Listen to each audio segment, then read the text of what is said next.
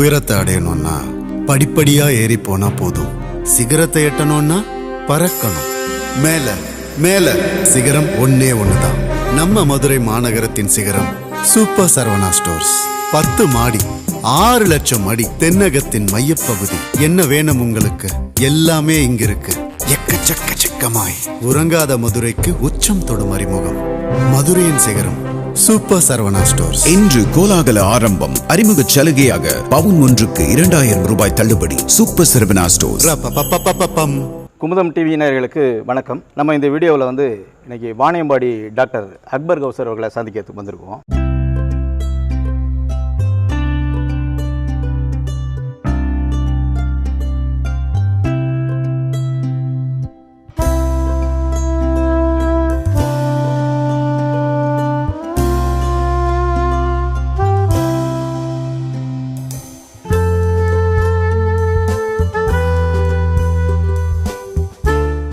மது அடிமைகளை அவங்களுடைய மது போதை பழக்கத்திலேருந்து எப்படி மீட்க அதை பற்றி தான் பேச போகிறோம்.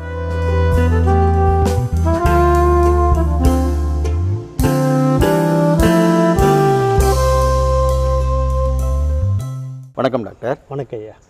பல்வேறு நோய்களுக்கு நீங்கள் மருத்துவம் பார்த்துருங்க. உங்களை பற்றி தமிழ்நாட்டில் மட்டும் இல்லை, ஆல் ஓவர் இந்தியா, எல்லாம் குறிப்பிட்ட நம்ம இந்தியாவில் உள்ள எல்லா மாநிலங்களையும் உங்களுக்கு தெரியும். மது அடிமைகளை மீட்பதை பற்றியும் அவங்க எப்படி இந்த பழக்கத்துக்கு அவங்க அடாப்ட் ஆகுறாங்க, அதுலேருந்து எப்படி அவங்கள மீட்கிறீங்க, அதை பற்றி ஒரு முறையை நீங்கள் சொல்லலாம்.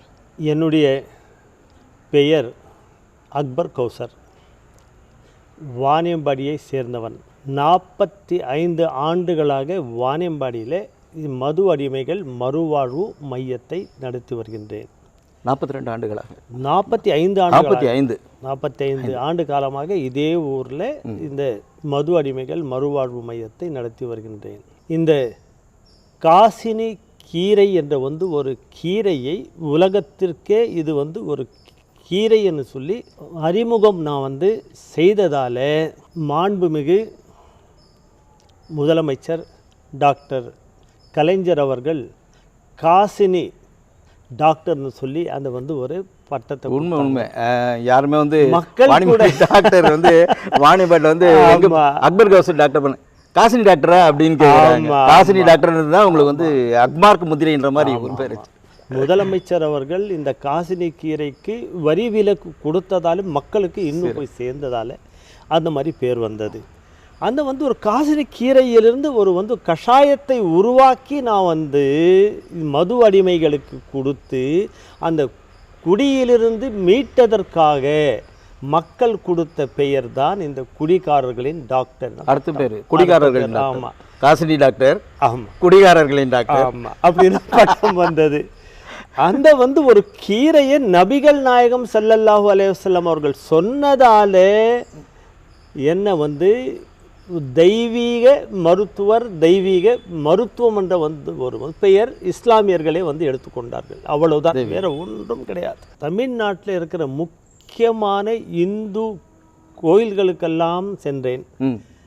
அங்கு வணங்கப்படுகின்ற அந்த மரங்களை, செடிகளை எல்லாம் ஆராய்ச்சி செய்து 1000 பக்கத்தில் ஒரு நூல் உருவாக்கி 10 ஏக்கர் இந்த நிலத்தில் நோய்களை குணப்படுத்தும் கோயில் மரங்கள் என்ற ஒரு தோட்டத்தை உருவாக்கி இருக்கின்றேன். அதை பற்றி ஆராய்ச்சி செஞ்சேன்.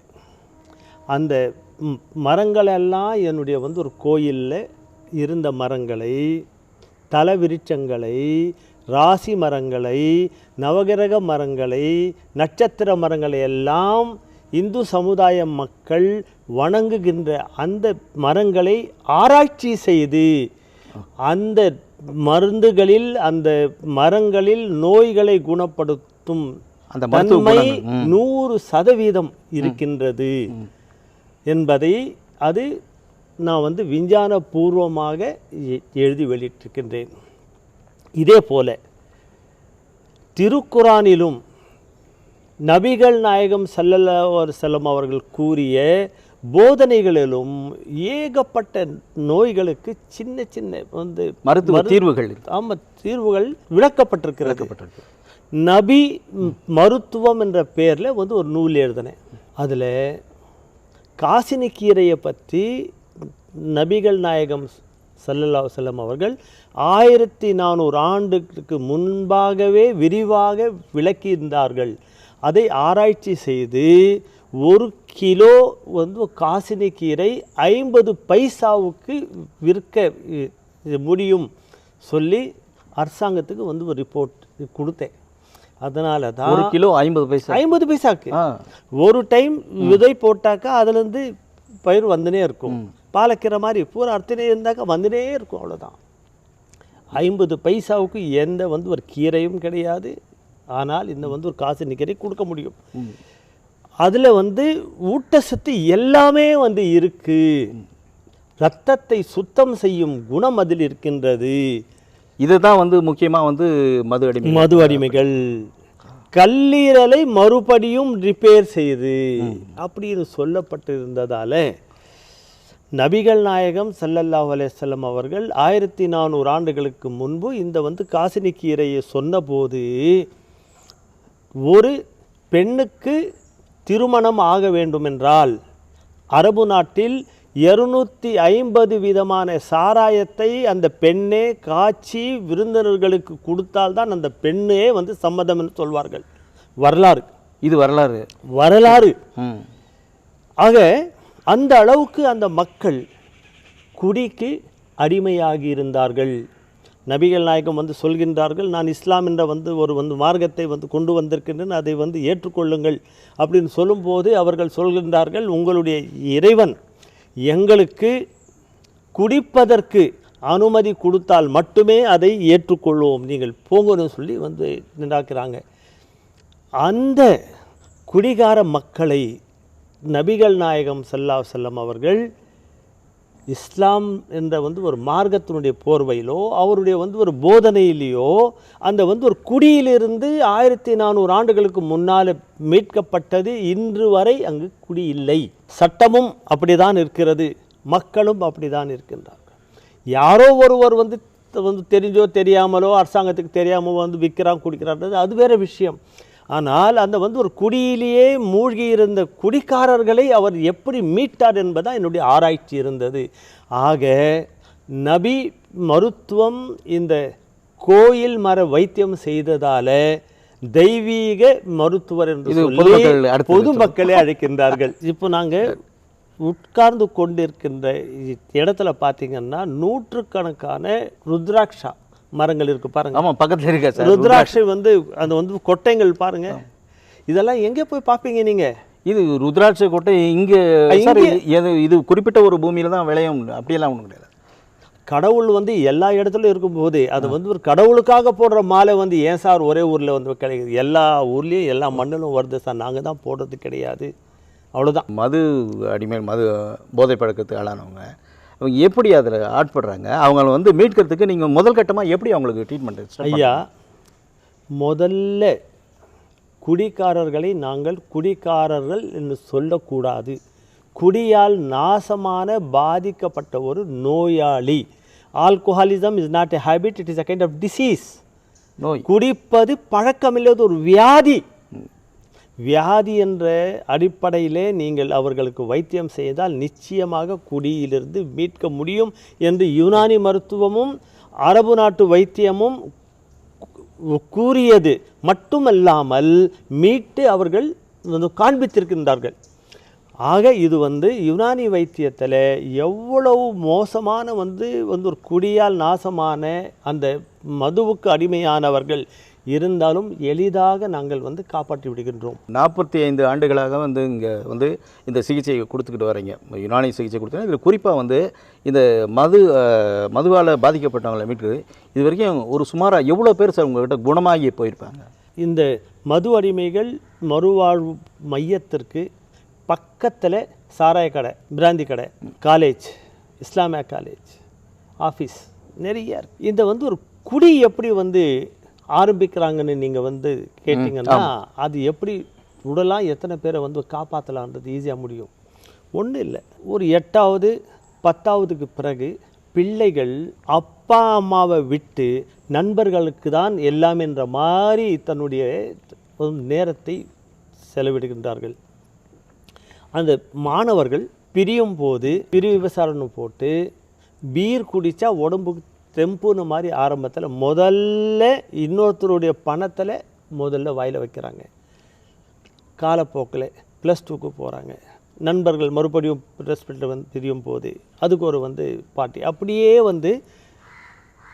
உயிரை குடிக்கும் உயிர் நண்பர்களால் தான் ஆரம்பிக்கப்படுகிறது இந்த குடி.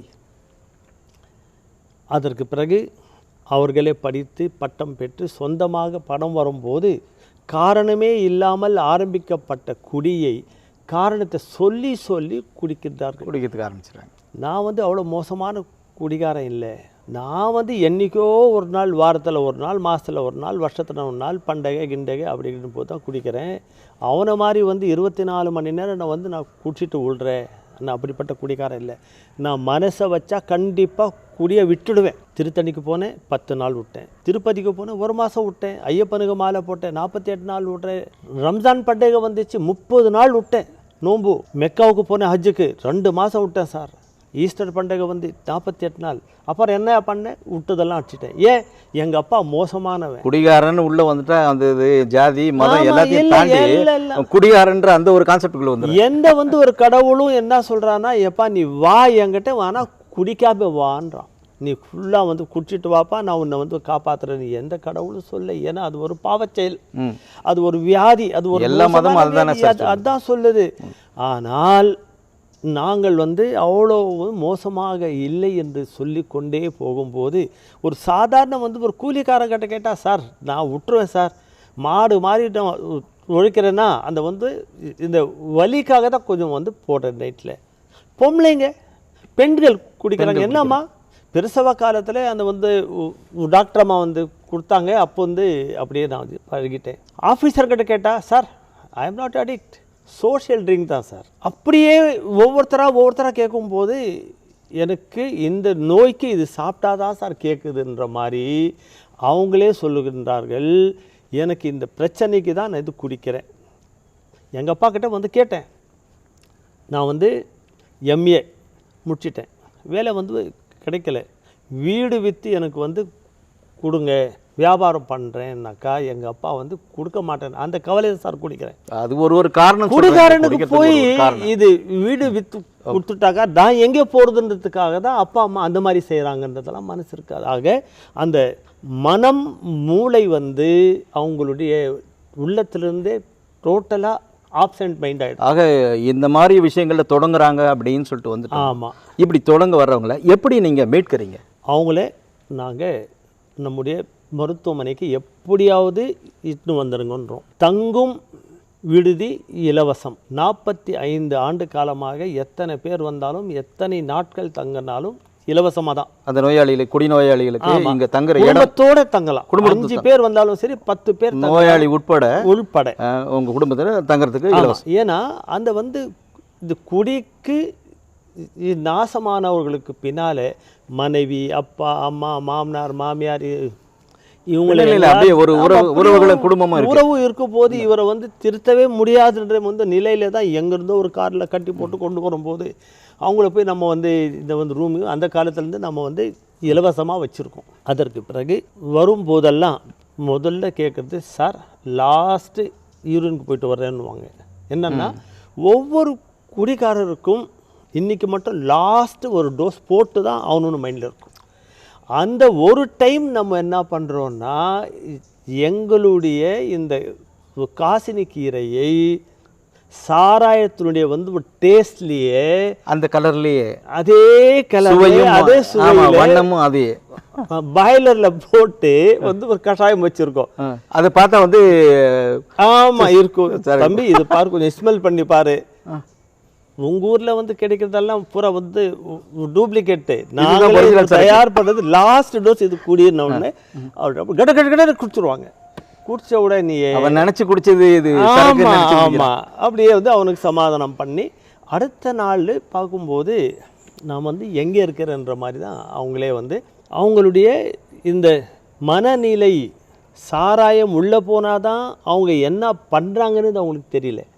அந்த சாராயம் வெளியேறிட்டாக்கா அவங்க வந்து நார்மலாக பேசுகிறாங்க. சார் ஸோ வந்து இப்போ நீங்கள் முதல்ல கொடுக்கக்கூடிய அந்த டோஸ் வந்து உள்ளே போய் உள்ளே இருக்கிற சாராயத்தை வெளியேற்றும் ஒரு மருந்து, லாசிக் மாதிரி நினச்சிக்கலாமே. ஆக அந்த சாராயத்துக்கு முறிவும் இந்த காசினி கீரை, அதனுடைய வந்து ஒரு கஷாயத்தை நாங்கள் வந்து தயார் பண்ணி ரெடியாக வைக்கிறோம். கொஞ்சம் வந்து டேஸ்ட் பண்ணி வச்சுருக்கோம். அவங்களுக்கு ஒரு நாளைக்கு எத்தனை டைம் உனக்கு வந்து குடிக்கணும்னு தோணுக்குதோ ஒரு ஒரு 50 மில்லி இப்போ நீங்கள் இப்போ வந்து இது குடிச்சிருங்கன்னாக்கா 3 நாளில் அவங்களுடைய கண், முகம், வயிறு நார்மலாக ஃப்ரீ ஆகிட்டு வந்து சார் நான் வந்து சாப்பிட்டே வந்து 8 நாள் ஆச்சு சார், 10 நாள் சொன்னவங்க நல்லா பசி சாப்பிட்டு ஃப்ரெஷ்ஷாக வந்து நிற்பாங்க. அதுக்கு பிறகு குடிக்கணுன்ற ஆசை எண்ணத்தை வராமல் இருக்கிறதுக்கு இந்த காசினி கீரையோட சோம்பு போட்டு ஒரு கஷாயம் பண்ணி வச்சுருக்கோம். அது அவங்களுக்கு அப்படியே கண்டினியூ பண்ணுறோம். அதற்கு பிறகு இந்த பப்ளி மாஸ் அப்படின்னு ஒரு பழம் நம்முடைய தோட்டத்தில் இருக்குது. அப்புறம் ஸ்டார் ஃப்ரூட்டுன்னு ஒரு பழம், ஸ்டார் ஃப்ரூட் இருக்கும்.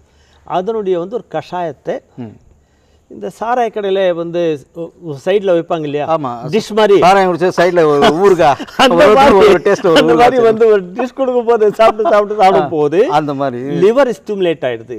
லிவர் ஸ்டமக்கெல்லாம் ஃப்ரீ ஆகிட்டு நல்லா சாப்பிட்டு அவங்களுடைய ரத்தத்தில் அவங்களுடைய உடம்புல தேங்கி இருக்கிற அந்த நச்சுத்தன்மை, சாராய சத்து, டாக்ஸிக் மெட்டீரியல்லாம் வெளியேறி அந்த குடியால் நாசமான உள்ளுறுப்புகள் மெல்ல மெல்லமாக இயங்கி அவங்களுடைய நார்மலைஸ் ஆகும்போது அக்யூபஞ்சர்னு ஒரு ட்ரீட்மெண்ட் இருக்குது. இந்த கப்பிங் ஹிஜாமான ஒரு ட்ரீட்மெண்ட் இருக்குது. அது ஒரு 3 நாள் செய்கிறோம். அதற்கு பிறகு யுனானியில் ஸ்டீம் பாத்னு ஒன்று இருக்குது. ஸ்டீம் பாத், கரம் ஹமாம்னு பேர். அது ஒரு ஹாஸ்பிட்டலுடைய அறையில் ஸ்டீம் இருக்கும் ஃபுல்லாக. அதில் அவங்களுக்கு நாங்கள் உட்கார வைக்கிறோம், படுக்க வைக்கிறோம், மசாஜ் பண்ணுறோம்.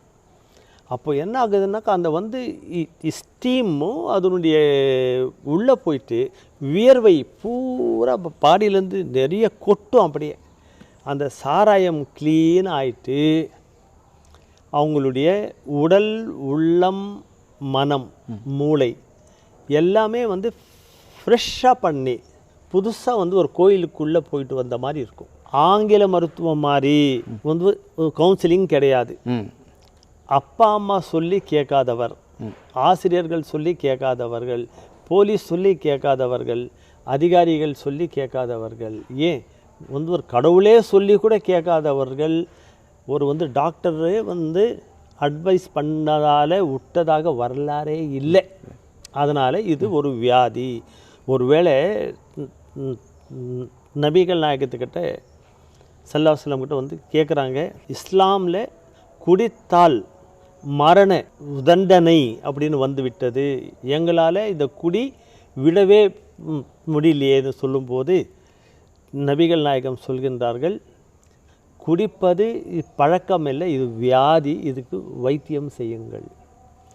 அந்த ஒரு கான்செப்ட் தான் இப்போது அலோபதியும் சொல்லுது. Alcoholism is not a habit, it is a kind of disease. சரிங்க சார். இப்போ இந்த ட்ரீட்மெண்ட்டுடைய நாட்கள் எத்தனை நாள் அவங்க ட்ரீட்மெண்ட் எடுக்கணும்? இந்த குடிக்கணுன்ற ஆசை இல்லாதப்படுறதுக்கு ஒரு மருந்து, ரத்தத்தில் சாராயம் போகிறது அது போகிறதுக்கு ஒரு மருந்து, குடியால் நாசமான உடம்பை சரி பண்ண ஒரு மருந்து.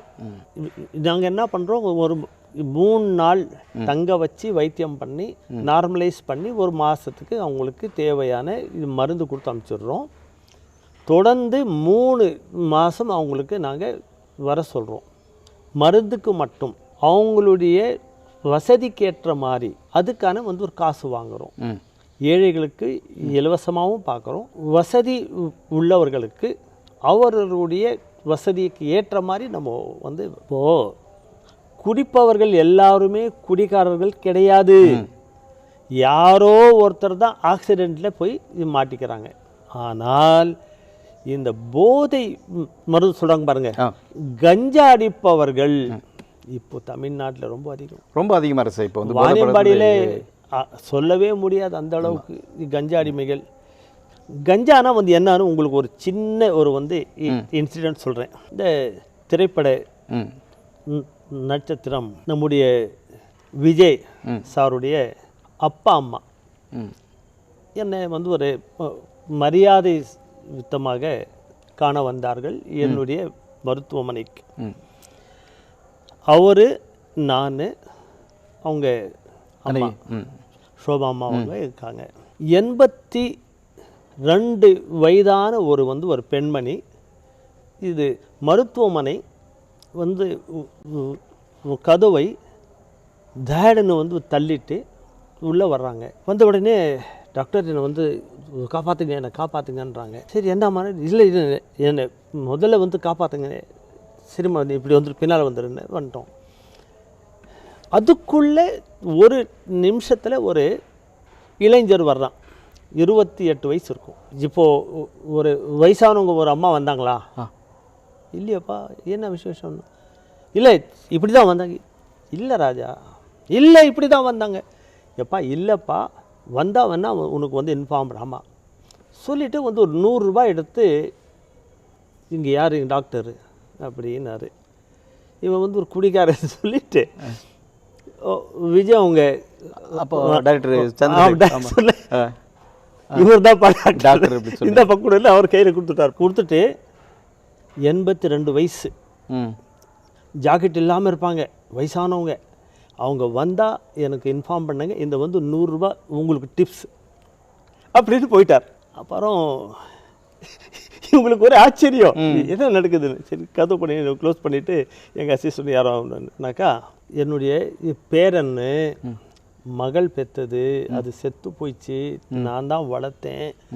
இந்த வயசில் எனக்கு வெரைட்டி உடல் உறவுக்கு எனக்கு வந்து தொந்தரவு பண்ணிட்டான். என்னுடைய உடம்பெல்லாம் கந்தலாயிடுச்சு டாக்டர், அவனை எப்படியாவது காப்பாற்றுங்க அப்படின்னாங்க. சந்திரசேகர் சார் கேட்டுட்டு, டாக்டர் நான் என்ன பார்க்குறேன்னாங்க. அந்த அம்மாவுக்கு 82 வயசு. 82 வயசு. இந்த பையனுக்கு 28 வயசு. டாக்டர் இது என்னன்னு கேட்குறேன். இதுதான் கஞ்சா, நீங்கள் உட்காந்து பாருங்கள், டெய்லி இப்படி நிறையா வரும்னு. அது ஒரு செய்தி. இதே மாதிரி திரு பாண்டியராஜன் சார் வந்தார், டைரக்டர் பாண்டியராஜன். அவரும் அவர் வந்தது எதுக்காகன்னா, டாக்டர் உங்களோட ஒரு 10 நாள் நான் இருக்கணும், இந்த குடிகாரங்களுக்கு எப்படி தான் வைத்தியம் பண்ணுறீங்க நான் அது பார்க்கணும், பார்த்துட்டு நான் ஒரு வந்து சினிமா எடுக்கணும். குஷ்புன்னு நடிகை இருக்காங்க இப்போ வந்து ரொம்ப ஃபேமஸ்ஸு, அவங்கள வந்து ஹீரோயினை வச்சு நான் ஒரு வந்து பண்ணணும். அப்படி அதுக்காக நீங்கள் எனக்கு, நான் பார்த்துட்டேன் ஐயா, நீங்கள் வந்து என் கூட இருக்கலாம். 10 நாள் என் கூட இருந்தார் இங்கே ஹாஸ்பிட்டலில். 19 வயது ஒரு பையன் வர்றான், அம்மாவே உடலுறவுக்கு ரொம்ப வந்து கட்டாயப்படுத்துகிறான். அவர் பார்க்குறா, இது என்ன டாக்டர் பார்க்குறதா, இருங்க ஒன்றா பாருங்கள். 10 நாள் பார்த்தார் அவர். அம்மா, அக்கா, தங்கச்சி யார் உறவுனே வந்து தெரியாமல் அலையும் நாய் மாறி இருப்பவர் தான் அந்த கஞ்சாடிமைகள். அது பார்த்தாரு. அதுக்கு பிறகு போதை ஊசி அது சாராயம் பார்த்துட்டு என்னுடைய மருத்துவமனையிலே உட்கார்ந்து கோபாலாண்ட வந்து அந்த படத்திற்கு பூரா ஸ்டோரி எழுதுது. உண்மையான ஸ்டோரிகள் என்னுடைய மருத்துவமனையில் பார்த்தது அப்படியே அவர் சொன்னார் மக்களுக்கு அப்படியே சொன்னதால தான் அந்த படம் 100 நாட்கள் ஓடியது. அதில் ஒவ்வொரு வந்து ஒரு மெசேஜ். அந்த கஞ்சா அடிப்பவர்கள் சிரித்து கொண்டே இருப்பார்கள், கோபம் வந்துடும், கோபமும் பயங்கரமாக இருக்கும், வெட்டி போட்டுருவாங்க, இல்லைனாக்கா அவங்கள வந்து குத்திக்குவாங்க. வீட்டில் திருடு இருக்கும், இந்த லட்சக்கணக்கிலலாம் வந்து எடுக்க மாட்டாங்க. இந்த சோப்பு டப்பா, சீப்பு, பென்னு, வாட்சு, செல்ஃபோனு, பக்கெட்டு, துணி, 100 ரூபா, 50 ரூபா, 500 ரூபா, இப்படியே தான் திருடி போய் அது சாப்பிட்ற பழக்கமாகிடும். கடைசியில் வந்து ஒரு கனவு உலகத்திலேயே அவங்க மிதப்பாங்க. அவ்வளோ மோசமானது. குடிப்பவர்கள் குடித்தால்தான் அந்த சாராயம் இருக்கின்ற வரைக்கும் தான் அவங்களுடைய இந்த பூரா மனநிலை மாறும். கஞ்சா அடிமைகள் அப்படி அல்ல, மென்டல் ஆகிடுவாங்க. அவன் என்ன செய்கிறான்னு அவனுக்கே தெரியாது.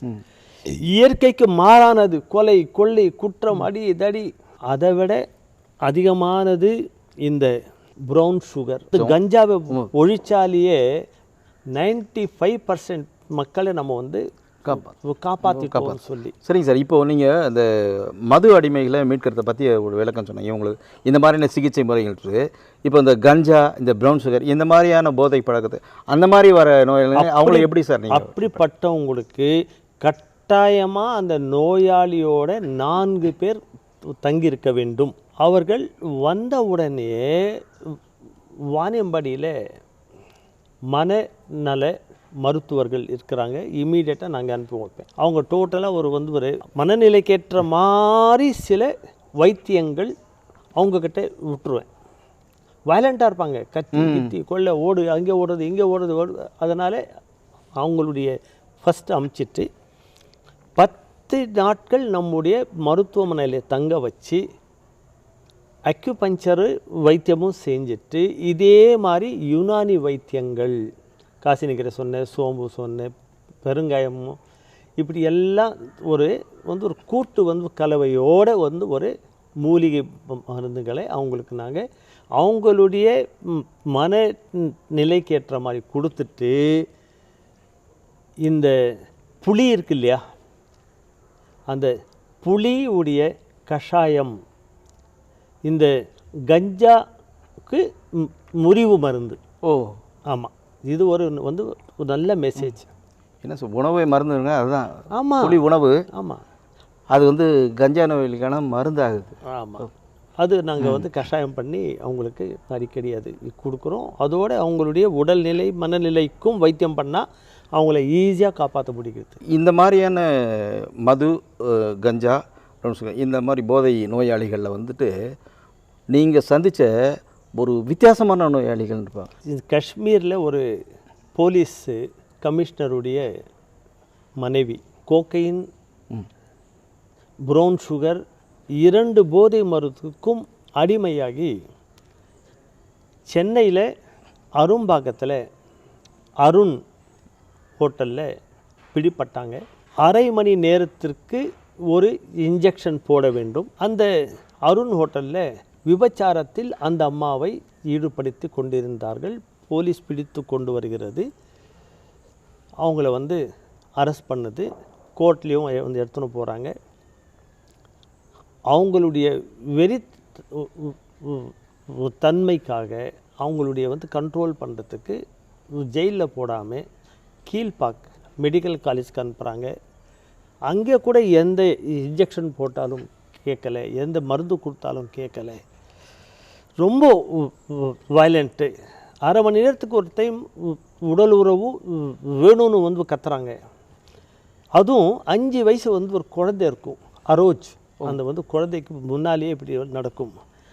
அந்த காலகட்டத்தில் கோர்ட்டு மூலமாகவே சென்னையில் இருக்கிற உதவும் கரங்கள் என்ற அந்த அமைப்பு வித்யாகர் சாருடைய பார்வையில் அனுப்பி வச்சு இவங்களுக்கு அங்கே வைக்கிங்க, பாதுகாப்பாக வைங்கன்னு சொல்கிறாங்க. இங்கே வாணியம்பாடிக்கு வராங்களா சார் அவங்க? இல்லை அங்கே சென்னையிலே அரும்பாக்கத்திலேயே வைக்கிறாங்க. நான் ஒரு மேக்சினில் இந்த ஸ்டோரி பார்க்குறேன். பார்த்துட்டு அந்த மேக்சினுடைய ஆசிரியர்கிட்டே பேசுகிறேன். ஆமாங்க இப்படி இருக்குது, இல்லைங்க யுனானியில் இருக்குது, எனக்கு ஒரு வாய்ப்பு கொடுத்தா நான் அங்கே வைத்தியம் பண்ணுறேன்னு சொல்லி பிறகு அந்த மேக்சின்னு உதவும் உள்ளங்கள்கிட்ட பேசி சரிங்க பார்க்க சொன்னாங்க. உதவும் உள்ளங்களில் 7 நாட்கள் நான் அங்கேயே தங்கி இருந்து அவங்களுக்கு வைத்தியம் பண்ணேன். ஒவ்வொரு நாள் இம்ப்ரூவ்மெண்ட் ஆகி ஒரே வாரத்தில் அவங்கள கம்ப்ளீட்டாக குணமாக்கி அவங்கள மறுபடியும் அவங்களுடைய ஊருக்கே நாங்கள் அனுப்பி வைத்தோம். இப்போ சார் அவங்க ரெக்கவர் ஆகிட்டு போகும்போது உங்கள்கிட்ட என்ன பேசிட்டு போனாங்க சார்? அவங்க சொன்னாங்க, இறைவன் எனக்கு யாரோ ஒருத்தரை அனுப்பி வைப்பான்ன்ற ஒரு நம்பிக்கை இருந்தது. நீங்கள் மருத்துவராக என்னை காப்பாற்றினீங்கன்னு சொல்லி நன்றி சொல்லிட்டு போனாங்க. எந்த மேக்சினில் அட்டைப்படத்தில் போட்டாங்களோ அதே மேக்சினில் மீட்கப்பட்டார் அஸ்மானும் எழுதினாங்க. ஓ, அந்த மாதிரி ஒன்று. அடுத்தது இந்த போதை ஊசிக்கு அடிமையான ஒருவர், அவரே ஒரு டாக்டர். ஃபோர்ட்வின் பெத்தடின் இன்ஜெக்ஷன் வலிக்காக மற்றவங்களுக்கு போடுறதுக்காக அவர் பயன்படுத்தியது. நாங்களே போட்டு பார்த்தா எப்படி இருக்கும்னு ட்ரை பண்ணார். கடைசியில் ஒரு காலத்தில் உடம்பெல்லாம் அவரை குத்தி குத்தி குத்தி குத்தி அவராலேயே விட முடியல. அந்த மாதிரி காலகட்டத்தில் நம்முடைய மாண்புமிகு அமைச்சர் துரைமுருகன் ஐயா அவர்கள் என்னுடைய மருத்துவமனைக்கு ஒரு மரியாதை நிமித்தமாக என்ன இவரை என்னவோ பண்ணுறாரு, வைத்தியம் பார்க்கலாம் அந்த மாதிரியத்துக்காக வந்தாங்க பார்க்குறதுக்கு. இந்தியாவுடைய அட்டர்னி ஜெனரலுடைய பேரன் ராஜாஜி அவர்களுடைய பேரன் மதுவுக்கும் போதைக்கும் அடிமையாகி இருந்தார். அது ஒரு பக்கம். இன்னொரு பக்கம் இவர் அப்படியே பார்த்துட்டு, டாக்டர் நான் என்ன பார்க்குறேன், இந்த சின்ன ஊரில் இவ்வளோ பெரிய கேஸ் எல்லாம் வருதான்னாரு. ஐயா அப்படி இல்லை, தெரிந்தோ தெரியாதோ போனாங்க, அதில் மாட்டிக்கிட்டாங்க, இதில் வைத்தியம் இருக்குது நான் பண்ணுறேன், அதில் வந்திருக்காங்கன்னு அவரே பேசி ஆறுதல் பண்ணார். அதற்கு பிறகு ராசிபுரம் எம்எல்ஏ டாக்டர் பழனி அம்மாள் அவர்கள் ஒரு மோசமான ஒரு குடிகாரரை இங்கு அழைத்து வந்தார். அந்த மாதிரி மோசமான ஒரு குடிகாரரை என்னுடைய லைஃப்பில் பார்க்கல. அவங்கள ஒரு 5 நாள் வச்சு நல்லா பண்ணிட்டேன். சட்டசபையிலேயே 1993 மார்ச் 23ஆம் தேதி முதலமைச்சர் அம்மா உட்காந்துருக்காங்க. அவங்கக்கிட்டே சொல்கிறாங்க, வாணியம்பாடியில் ஒரு டாக்டர் இருக்காங்க, நான் இங்கே போனேன், மோசமான ஒரு குடிகாரனை இட்டுன்னு போனேன், அவர் அக்கு பஞ்சர் யுனானி வைத்தியம் பண்ணி காப்பாற்றினார். நான் அங்கே ஏகப்பட்ட பேரை பார்த்தேன்.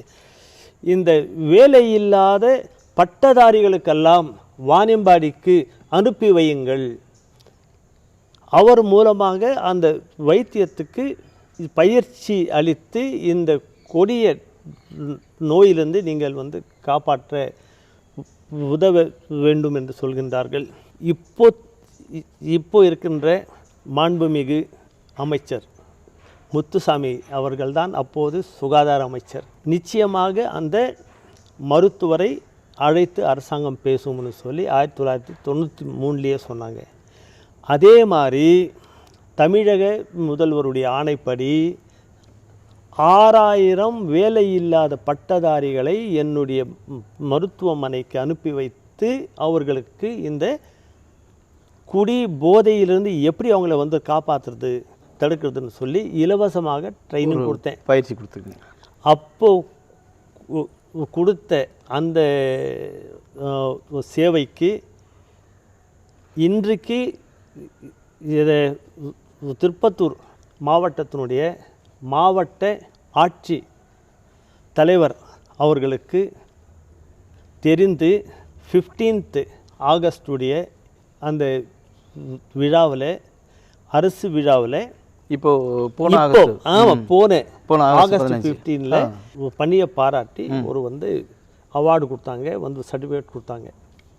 மது அடிமைகள் மறுவாழ்வு மைய மருத்துவர்னு போட்டு பெரிய பாராட்டு கொடுத்தாங்க. ஆக இந்த மது அடிமை மீட்பு இந்த பணியை பாராட்டி சட்டசபையில் 30 டைம் என்னை பாராட்டி பேசப்பட்டிருக்கின்றது எனக்கு